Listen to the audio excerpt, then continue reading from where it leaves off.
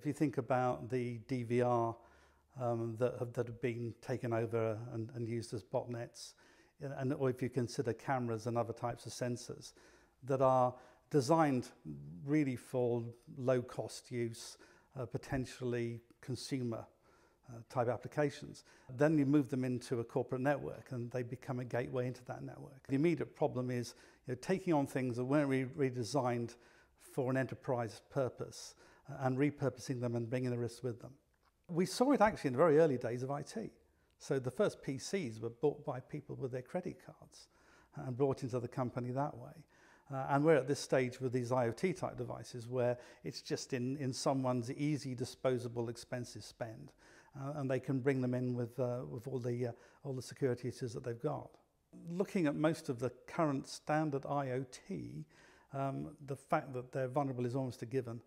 So they're not designed with the robustness and the price point that would allow them to have levels of security that a normal network device would have. You've got to treat it a very different way.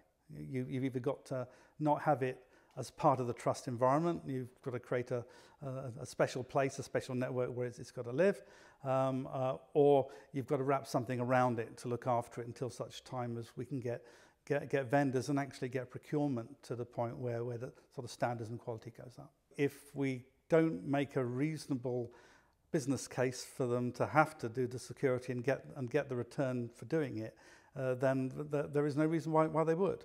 And we've seen this in several cases. In fact, the history of IT has been riddled with, hey, security is an extra, you don't expect to get that at no cost.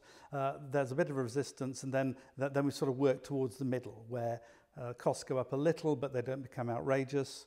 And then the marketplace just begins to expect it, so it needs to be built in. And that's the stage of IoT. We now need to get that out into the procurement requirements, out into the end user saying, look, vendor, I need you to deliver this.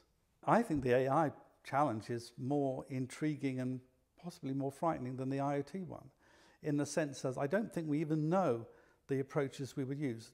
If you ask someone to produce a list of security standards for IoT, well, the foundation's done that. And we have people right from the chip side through to the integrator and the end user organization saying, good security looks like this. The government latched onto it and recently published a code of practice for companies to sign up to in terms of producing IoT.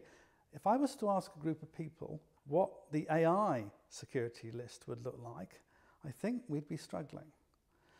And a question I joke with my CISO friends is I say, well, do you hack an AI or do you con it?